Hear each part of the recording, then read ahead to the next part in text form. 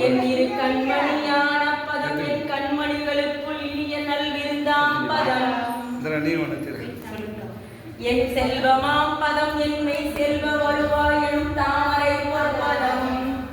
என் பெரிய வாழ்வான பதம் என் களிப்பாம் இருப்பதம் என் விதியாம் பதம்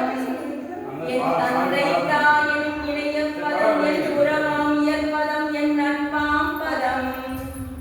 என் குரு என்னும் பதம் என் விட்ட தெய்வ பதம் என் குல தெய்வ பதம் என் பொறிகளுக்கெல்லாம் நல்விடயமாகும் பதம் என் எழுமையும் விடா பொற்பதம் என் குறையெல்லாம் தவிர்த்து ஆட்கொண்ட பதம் எனக்கு எய்ப்பில் வைப்பாகும் பதம்